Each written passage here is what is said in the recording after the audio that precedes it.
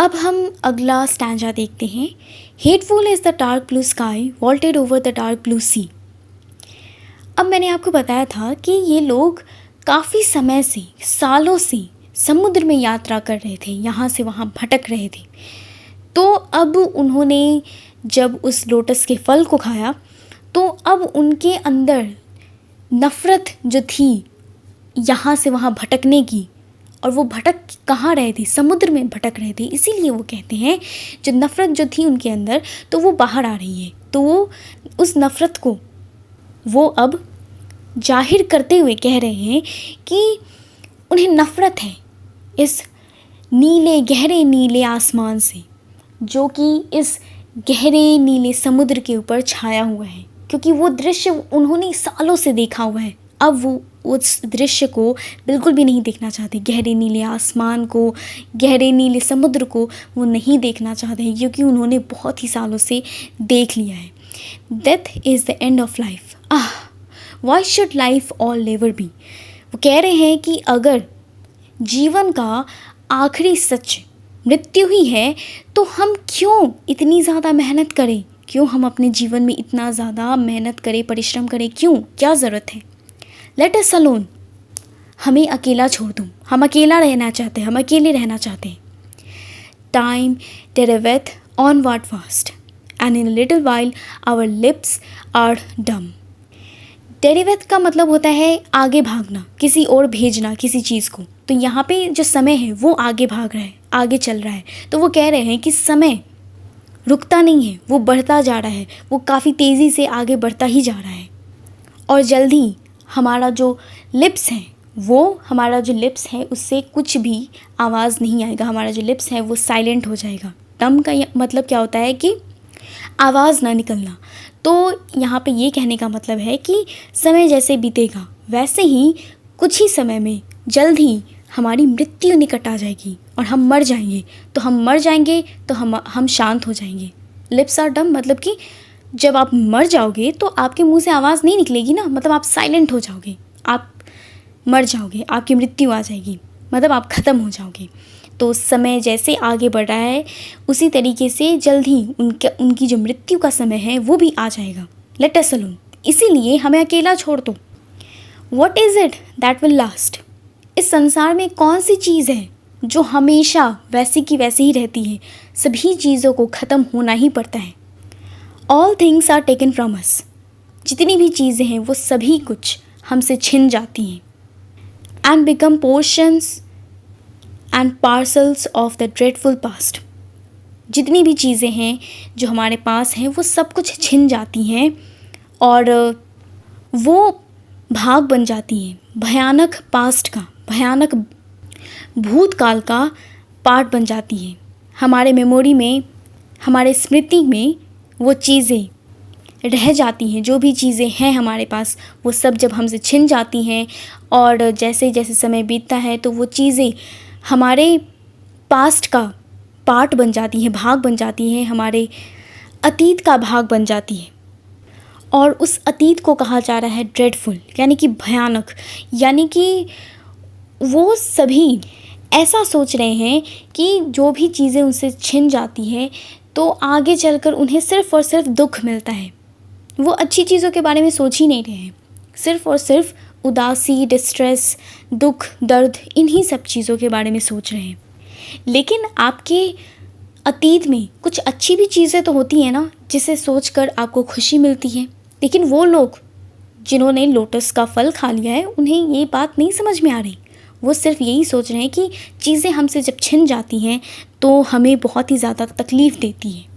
जब भी हम उसके बारे में सोचते हैं तो हमें बहुत ही ज़्यादा तकलीफ़ देती है। यहाँ पे पोर्शन और पार्सल का एक ही मतलब हुआ कि हिस्सा बन जाना, भाग बन जाना। लेट अस अलोन, हमें अकेला छोड़ दो। What pleasure can we have to war with evil, बुराई से लड़के हमें कौन सी खुशी मिलेगी, किस प्रकार की खुशी हमें मिलेगी। Is there any peace in ever climbing up the climbing wave. अब वो लोग यहाँ पे ये कहना चाहते हैं कि ये जो समुद्र में उफनती हुई लहरें हैं जो हमेशा आगे बढ़ती रहती हैं, लहरें एक जगह स्थिर नहीं रहती हैं ना, वो आगे बढ़ती रहती हैं, उफनती रहती हैं, उठती रहती हैं। तो वो लोग ये कह रहे हैं कि ये जो उठती हुई लहरें हैं, इन लहरों को पार करने में क्या ज़रा सा भी शांति हमें मिलता है, हमें थोड़ी भी शांति मिलती है? क्या किसी भी प्रकार की शांति, सुकून इन लहरों को पार करके हमें मिलता है? All things have rest and ripen toward the grave. In silence, ripen, fall and cease. पिछले वाले स्टैंजा में हमने क्या देखा था? वो लोग ये बता रहे थे कि जो पत्ते होते हैं, जो एप्पल का फल होता है और जो फ्लावर्स होते हैं, मतलब जितनी भी चीज़ें आसपास की हैं, उन सभी को किसी भी प्रकार का परिश्रम नहीं करना पड़ता है, उन्हें आराम करने का मौका मिलता है। तो वो वही बात यहाँ पे दोहरा रहे हैं कि जितनी भी चीज़ें हैं उन सभी को आराम है, चैन है, और जब वो चीज़ें बड़ी हो जाती हैं तो वो अपनी मृत्यु की तरफ जाती है, कब्र की तरफ जाती है, यानी कि मृत्यु की तरफ जाती है। और जब वो अपने अंत की तरफ जाती है तो अंत भी उनका बहुत ही ज़्यादा पीसफुल होता है, शांत होता है उनका डेथ, उनका अंत। जैसा कि हमने पिछले वाले स्टैंजा में देखा था, वो बड़े होते हैं, वो चीज़ें बड़े होते हैं, फिर गिर जाते हैं और उनका जो अंत है वहीं पे हो जाता है, उनका जो लाइफ साइकिल है वहीं पे ख़त्म हो जाता है। और ख़त्म कैसे होता है? एकदम पीसफुल वे में। उन्हें जीवन भर किसी भी प्रकार का दुख, परेशानी ये सब नहीं सहना पड़ता है, किसी भी प्रकार का परिश्रम नहीं करना पड़ता है। इसीलिए वो लोग भी चाहते हैं कि उनकी लाइफ भी वैसी ही हो जाए जैसी कि उन चीज़ों की है जो उनके आसपास है। उनकी लाइफ भी एकदम पीसफुल हो जाए और उन्हें आराम करने का मौका मिले और इतना ज़्यादा परिश्रम उन्हें ना करना पड़े। गिव अस लॉन्ग रेस्ट और डेथ, डार्क डेथ और ड्रीमफुल ईज़।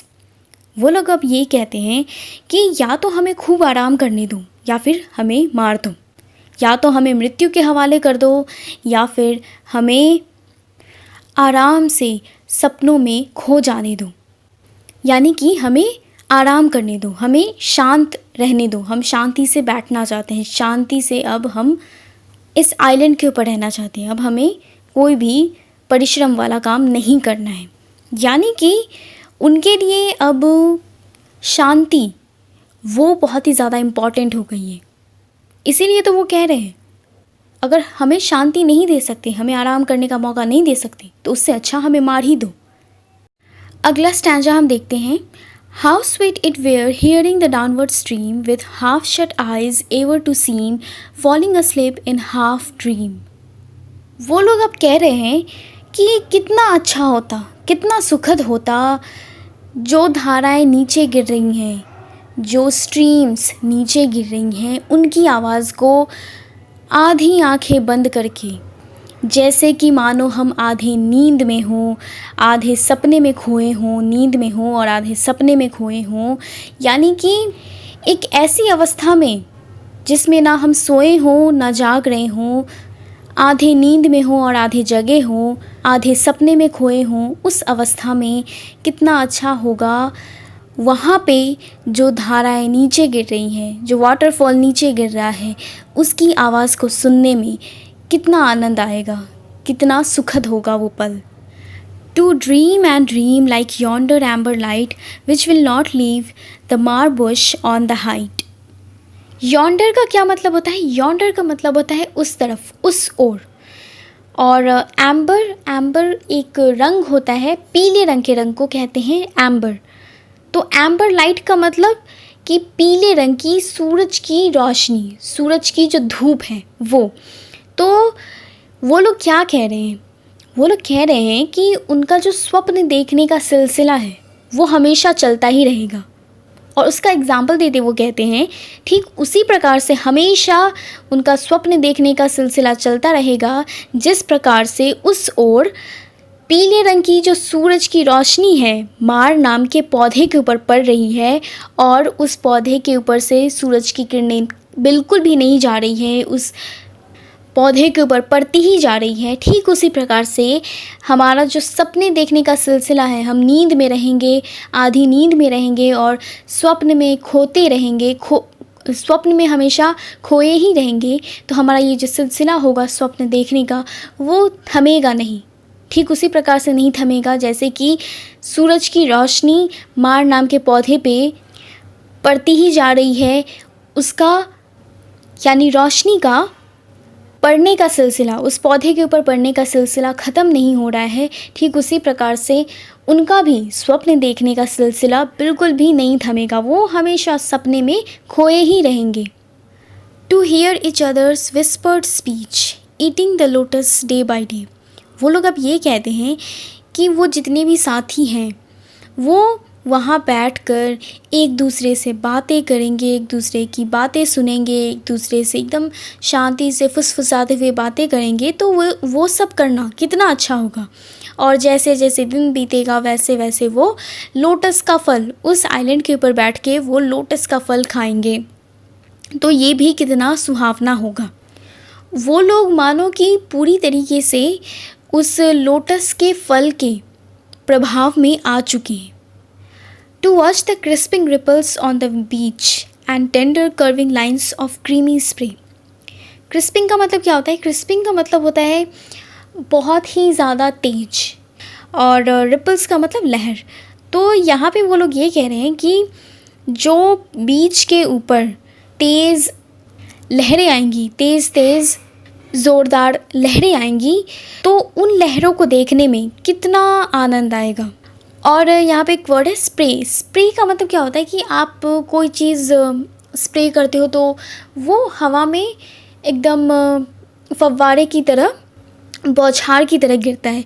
तो यहाँ पे हम समझ सकते हैं कि जब समुद्र में की जो लहरें हैं वो एकदम किनारे पे आती होंगी तो वो आपने कई बार देखा होगा ना कि वो हवा में उछल जाती है एक स्प्रे की तरह। तो जब वो हवा में उछलती हैं तो आप उसका रंग देखोगे, आपको एकदम वाइट वाइट नज़र आएगी, क्रीमी नज़र आएगी, और आपको लगेगा कि वो हवा में एकदम कर्व शेप बना रही है। तो उसी हवा में उछलते हुए लहरों के बारे में कहा गया है कि जो हवा में उछलती हुई लहरों की जो बौछार होंगी, क्रीमी बौछार होंगी, उसे देखने में कितना आनंद आएगा, जो कितनी ज़्यादा सॉफ्ट होंगी, टेंडर होंगी, यानी कि काफ़ी ज़्यादा सॉफ्ट होंगी, उसे देखने में कितना ज़्यादा अच्छा लगेगा। To lend our hearts and spirits wholly to the influence of mild minded melancholy. Wholly का मतलब क्या होता है यहाँ पे? होली का मतलब हुआ पूरी तरीके से। तो वो लोग क्या कहना चाहते हैं? वो ये कहना चाहते हैं कि वो अपना दिल और अपनी आत्मा पूरी तरीके से माइल्ड माइंडेड मेलनकली के प्रभाव में दे देना चाहते हैं। अब इसका क्या मतलब हुआ? आपको ये जो वर्ड्स हैं माइल्ड माइंडेड मेलनकली, ये कुछ जाना पहचाना लग रहा होगा। पार्ट 1 जब आपने इस पोएम का देखा था तो उसके 3rd स्टैंजा में सबसे लास्ट लाइन था जो कि लोटस ईटर्स, जो उस आइलैंड के ऊपर रहने वाले लोग हैं, उनके बारे में इस्तेमाल किया गया था। उनके लिए क्या इस्तेमाल किया गया था?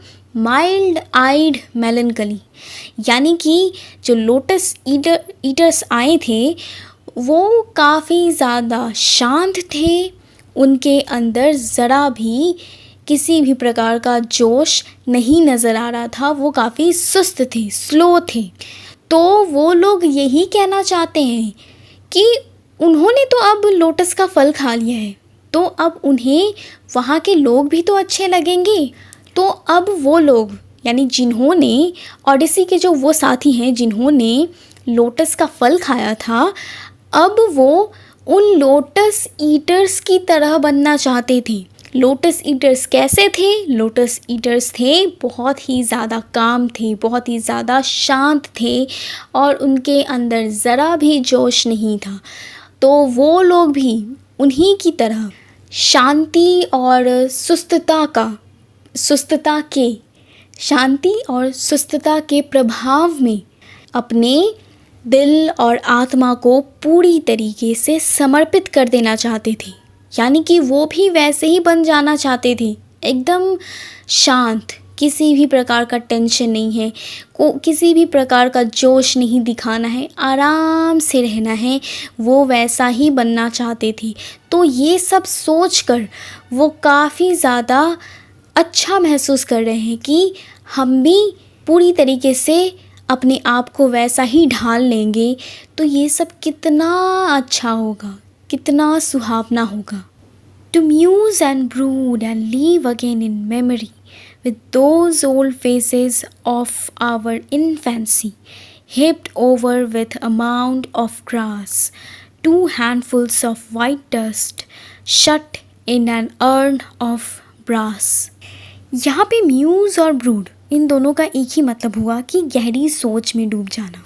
तो वो लोग अब कौन सी सोच में डूब जाना चाहते हैं? वो कहते हैं कि वो सोच में, गहरी सोच में डूब जाएंगे और गहरी सोच में जाकर वो उनकी जो पुरानी यादें हैं उसको दोबारा से वो जीना चाहते हैं। उन पुरानी यादों के बारे में वो सोचना चाहते हैं।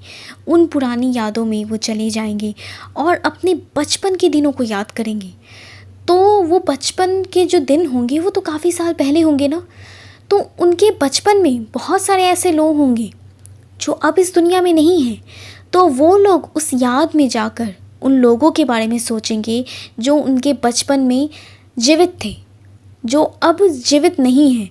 अब वो लोग कहाँ चले गए हैं? वो लोग अब घास के नीचे दफन हैं। अब वो लोग घास के अंदर इकट्ठा हो चुके हैं। वो लोग अब दोनों हाथों की मुट्ठी में बंद राख बन चुके हैं, सफ़ेद रंग का राख बन चुके हैं, जो कि किसी ब्रास के बर्तन में रखा गया हो, वही राख बन चुके हैं। अब वो जीवित नहीं हैं। तो उन लोगों के बारे में वो सोचेंगे, उनके बारे में वो सोचेंगे और उनकी ही याद में वो डूब जाएंगे।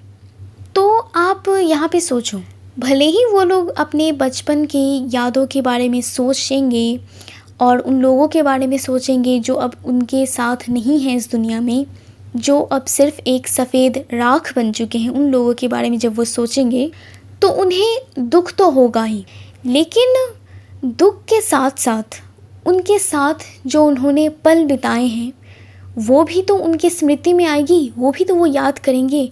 और जब वो उस पल को याद करेंगे कि उनके जानने वाले जो अब इस दुनिया में नहीं हैं, उनके साथ उन्होंने जो भी पल बिताए थे, हंसी खुशी सबका, उनके बारे में सोचकर उन्हें काफ़ी ज़्यादा अच्छा लगेगा, सुकून मिलेगा। आप भी जब अपने बचपन के बारे में सोचते हो तो भले ही कुछ ऐसे लोग होंगे जो अब आपके साथ नहीं हैं, लेकिन तब भी आप अपने बचपन के बारे में सोचकर खुश होते हो, आपको अच्छा लगता है, एक मीठी याद आपके अंदर आ जाती है। तो वो लोग भी यही कह रहे हैं कि वो उस आइलैंड के ऊपर रहेंगे और अपने आसपास के जितने भी खूबसूरत नज़ारे हैं, जिनके बारे में उन्होंने पहले ही बता दिया है कि झरना जो नीचे गिरेगा उसकी आवाज़ वो सुनेंगे, आधे नींद में सोए रहेंगे, लोटस का फल खाते रहेंगे, बीच के ऊपर जो लहरें आएंगी उसको देखेंगे और इसी बीच अपने बचपन की यादों के बारे में सोचेंगे और उन लोगों के बारे में सोचेंगे जो उनके बचपन में जीवित थे, उनके साथ जो उन्होंने पल बिताए हैं उसके बारे में सोचेंगे। तो ये सभी चीज़ों के बारे में, ये सभी चीज़ एक साथ मिलकर उन्हें कितना ज़्यादा सुकून देगी, इसीलिए वो उस आइलैंड के ऊपर रहना चाहते हैं। अगला स्टैंजा हम देखते हैं। Dear is the memory of our wedded lives, and dear the last embraces of our wives, and their warm tears, but all hath suffered change। In line से हमें ये तो समझ में आ चुका है कि ऐसी बात नहीं है कि उन लोगों को अपनी फैमिली की फ़िक्र नहीं है। वो लोग यहाँ पे कह रहे हैं कि उनकी जो वेडेड लाइफ्स थी, यानी कि जो उनकी वैवाहिक ज़िंदगी थी, वैवाहिक जीवन जो उनका था, तो उसकी जो यादें हैं वो उनके लिए मायने रखती हैं। जब वो आखिरी बार अपने घर से निकल रहे थे और तब उनकी वाइफ्स ने उन्हें गले से लगाया था, तो वो भी उनके लिए बहुत ही ज़्यादा मायने रखता है। और उनकी वाइफ्स उनके लिए रो रही थी, उनकी आंखों से जो आंसू निकल रहे थे वो भी उन्हें याद है और ये सब उनके लिए बहुत ही ज़्यादा मायने रखता है, उनके दिल के काफ़ी करीब है। लेकिन वो कहते हैं कि अब क्योंकि बहुत साल हो चुके हैं उन्हें घर से गए हुए, तो अब सब कुछ बदल गया होगा। 10 साल से भी ज़्यादा समय हो चुके हैं, इसीलिए वो कह रहे हैं कि अब तो वहाँ सब कुछ बदल गया होगा, वैसा कुछ नहीं रहा होगा। For surely now our household hearths are cold. Hearths मतलब चूल्हा, जहाँ पे खाना बनता है। तो यहाँ पे ये कहा जा रहा है कि अब तक तो उनके घर का चूल्हा पूरी तरीके से ठंडा हो चुका होगा, यानी कि उनका जो याद था, उन लोगों की जो यादें थी उनके घर में बसती थी, अब वो यादें उनके घर में नहीं होंगी।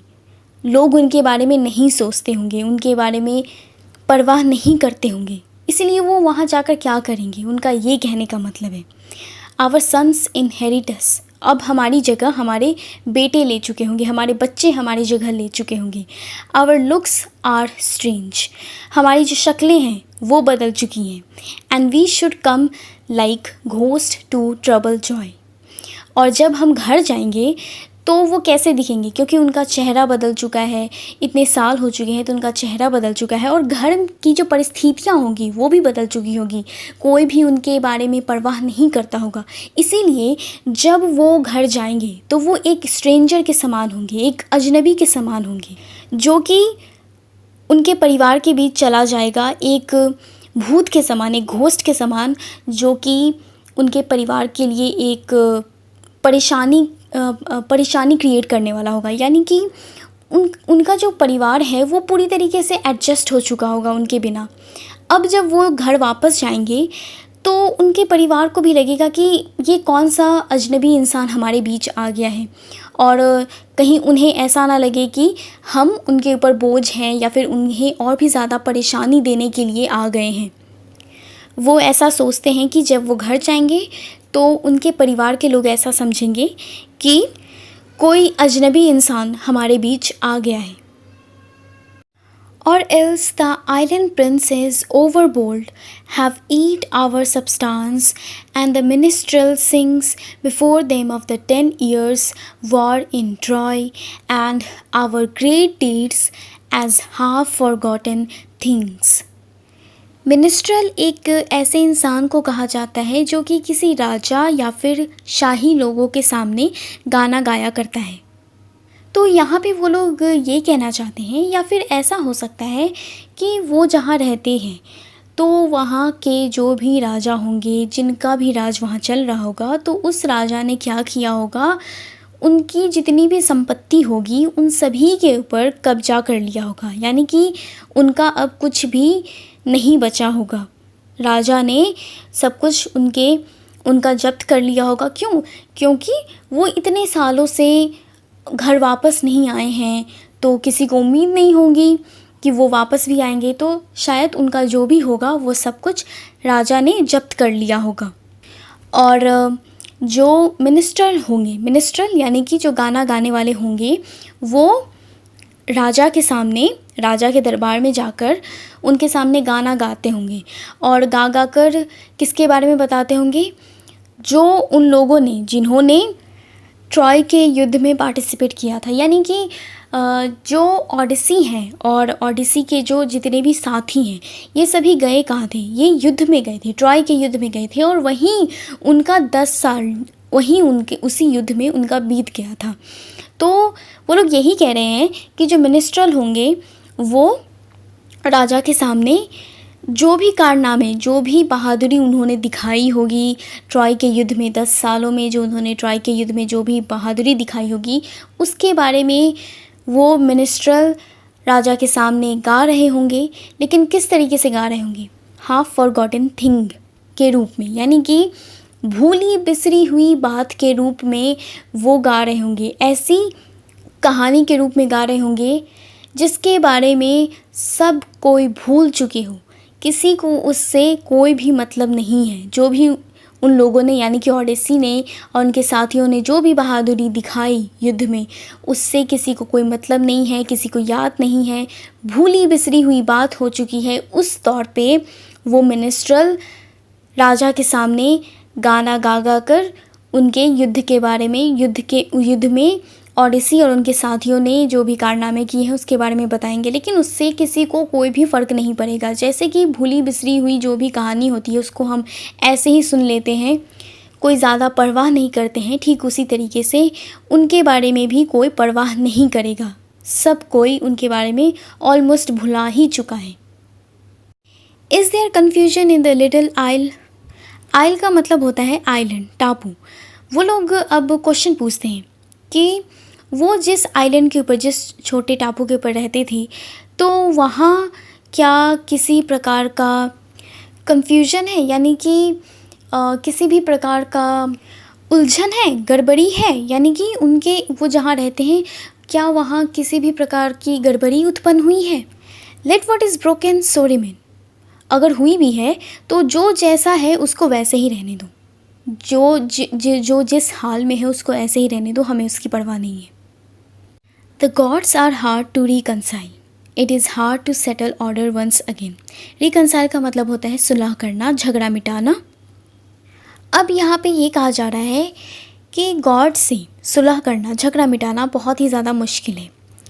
तो अब बात आती है कि ऐसा क्यों कहा जा रहा है। दरअसल बात क्या हुई थी, जैसे कि हर एक कल्चर में अलग अलग गॉड होते हैं, ठीक उसी तरीके से ग्रीक कल्चर में भी जो समुद्र के देवता हैं वो है पोसाइडन। तो बात क्या हुई थी कि ओडिसी और उसके साथी एक आइलैंड के ऊपर पहुंचे थे जहाँ पे एक साइक्लोप्स रहता था। साइक्लोप्स का मतलब कि एक मॉन्स्टर आप समझ लो, जिसकी एक आँख होती है। तो पॉलीफेमस नाम का एक साइक्लोप्स उस आइलैंड के ऊपर रहता था। ओडिसी और उसके साथी वहाँ पहुँचे और उनका सामना पॉलीफेमस से हुआ। पॉलीफेमस ने क्या किया, ओडिसी के कुछ साथियों को ज़िंदा निगल लिया, खा लिया। तो ओडिसी और उसके जितने भी साथी जो बचे हुए थे उन्हें पॉलीफेमस से बच के तो निकलना ही था। तो बच के निकलने के चक्कर में क्या किया उन्होंने, पॉलीफेमस का एक ही तो आँख था, उसे उन्होंने फोड़ दिया। यहाँ तक तो सब कुछ ठीक था, लेकिन बात क्या हुई कि ओडिसी ने जाते जाते पॉलीफेमस को अपना नाम बता दिया कि मेरा नाम ओडिसी है। और नाम बताया तो बताया, तो अब हुआ क्या कि पॉलीफेमस था कौन? पॉलीफेमस पोसाइडन गॉड का बच्चा था। इसीलिए पॉलीफेमस ने अपने पिता को प्रार्थना की कि आप बदला लीजिए। तो पिता ने बच्चे की जो प्रार्थना थी वो सुनी, और जिस वजह से क्या हुआ कि समुद्र में बहुत ही ज़्यादा लहरें उठने लगी और ओडिसी और उसके साथियों को घर जाने में बहुत ही ज़्यादा दिक्कतें आने लगी। उसी वजह से वो लोग इधर उधर रास्ता भटकते हुए अभी इस आइलैंड यानी कि लोटस ईटर्स के आइलैंड पे पहुंच चुके हैं। इसीलिए वो कह रहे हैं कि जो गॉड हैं उनसे सुलह करना, झगड़ा मिटाना बहुत ही ज़्यादा मुश्किल है। जो भी चीज़ें हुई हैं उन सभी को ठीक करना, दोबारा से सही कर देना, वो करना भी बहुत ही ज़्यादा मुश्किल है। चीज़ों को सुलझाना बहुत ही ज़्यादा मुश्किल है। There is confusion worse than death. जो कन्फ्यूजन क्रिएट हुआ है, जो गड़बड़ी उत्पन्न हुई है, वो मृत्यु से भी ज़्यादा बुरी है, मृत्यु से भी ज़्यादा भयानक है। Trouble on trouble, pain on pain, मुसीबतें पे मुसीबतें आती हैं, दर्द पे दर्द आ रहा है। Long labour unto aged breath. हमें लंबी परिश्रम करनी पड़ रही है, हम इतने समय से परिश्रम करते ही रहे हैं और ऐसा लगता है कि हम अपनी अंतिम सांस तक परिश्रम ही करते रहेंगे। सो task to hearts worn out by many Wars. जैसे कि मैंने बताया कि वो लोग 10 सालों तक युद्ध में ही थे, तो वही बात वो यहाँ पे बोल रहे हैं कि इतना ज़्यादा युद्ध में इन्वॉल्व रहने के कारण उनकी जो अंदर का जो मन है, उनका जो दिल है, वो पूरी तरीके से घिस चुका है, पूरी तरीके से थक चुका है। तो वही वो कह रहे हैं कि उनके थके हुए मन, थके हुए दिल के लिए और भी ज़्यादा परिश्रम करना बहुत ही ज़्यादा मुश्किल वाला काम है, अब उनसे नहीं हो पाएगा। And eyes grown dim with gazing on the pilot stars। तो जैसा कि आपको पता होगा, पहले कंपास नहीं हुआ करते थे, तो डायरेक्शन देखने के लिए तारों का इस्तेमाल किया जाता था। कुछ तारे होते थे, उसी का इस्तेमाल करके डायरेक्शन देखा जाता था, दिशा का अंदाज़ा लगाया जाता था। तो आप समझ लो पायलट स्टार यानी कि रास्ता दिखाने वाले जो तारे थे, उनकी तरफ घूरते घूरते, उन्हें देखते देखते उनकी आँखें अब कमज़ोर हो गई है, डिम हो गई है, यानी कि अब उन्हें ठीक से नज़र नहीं आ रहा। यानी कि वो ये कहना चाहते हैं कि इतने सालों तक उन्होंने युद्ध लड़ा, उसके बाद जो गॉड है वो भी उनसे नाराज़ हो गए, उन्हें मनाना भी अब पॉसिबल नहीं है, उनके घर पे भी सब कुछ बदल चुका होगा और उन्हें घर वापस जाने के लिए भी बहुत ही ज़्यादा मशक्क़त करनी पड़ेगी। वो ये भी कहना चाहते हैं कि इतने साल बीतने की वजह से मतलब वो भी बहुत ही ज़्यादा थक चुके हैं, उनका शरीर अब जवाब दे चुका है, उन्हें कम दिखाई देने लगा है, इसीलिए वो चाहते हैं जो जैसा है वैसे ही रहने दें और वो वापस नहीं जाना चाहते अब। अगला स्टैंजा हम देखते हैं। But prompt on beds of एमरंथ and Molly, how sweet while warm airs lull us, blowing lowly with half-dropped eyelid, still beneath a heaven dark and holy। अब इस स्टैंजा में वो लोग फिर से खो जाते हैं उस आइलैंड की ब्यूटी में। वो कहते हैं कि कितना अच्छा होगा, कितना स्वीट होगा जब वो एमरेंथ और मॉली नाम के दो पौधे हैं उनके ऊपर, यानी कि एमरेंथ और मॉली नाम के जो पौधे हैं वो एक तरीके से बेड बन जाएं, बिस्तर बन जाएं और उस बिस्तर के ऊपर वो लेट जाएं। एमरेंथ और मॉली के पौधे के ऊपर वो आराम से लेट जाएं और उनके ऊपर हल्की हल्की हवा चले और वो हवा मानो कि उन्हें लोरी सुना रही हो। इस प्रकार से वो पवन चले कि उन्हें नींद आ रहा हो, उन्हें सुकून मिले। ऐसे धीरे धीरे उन्हें, यानी कि उन लोगों के ऊपर पवन चले और वो अपनी आधी आंखें बंद करके गहरे रंग के आसमान, गहरे रंग के अंबर के नीचे वो लेटे रहे। Beneath a heaven dark and holy, इसका मतलब ये है कि वो आसमान के नीचे लेट जाएं। वहाँ पे तो कोई घर नहीं है, वो तो उस आइलैंड की ब्यूटी को ही देख रहे हैं, तो वो कह रहे हैं कि वो वहाँ पे लेट जाएंगे और उनके ऊपर क्या आएगा, उनके ऊपर तो आसमान ही रहेगा ना। और उसी आसमान को वो हेवन कह रहे हैं, स्वर्ग कह रहे हैं, यानी कि वो दृश्य बहुत ही ज़्यादा खूबसूरत होगा। गहरे रंग का आसमान, पवित्र आसमान, उसके नीचे वो लोग लेट जाएंगे और लेट कर वो क्या करेंगे, वो आगे कहते हैं to watch the long bright river drawing slowly. वो देखेंगे लंबी गहरे रंग की नदी जो धीरे धीरे बह रही है, वो उसे देखेंगे। His waters from the purple hill, जो नदी है वो कहीं से तो निकलेगी, तो वो जो नदी पहाड़ी से नीचे गिर रही है, पर्पल रंग की पहाड़ी से नीचे गिर रही है, उसे वो देखेंगे और ये दृश्य कितना अच्छा लगेगा, कितना सुहावना लगेगा देखने में।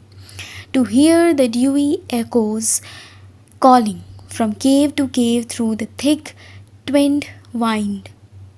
अच्छा, आपने कभी सुना है या फिर देखा है कि कोई गुफ़ा है, उसमें जब पानी गिरती है, धीरे धीरे पानी गिरती है, तो वो आवाज़ पूरी तरीके से गूंजने लगती है। अगर एक बूंद भी पानी अगर गिरा टप टप, तो वो पूरा गूंजने लगता है पूरे गुफ़ा में।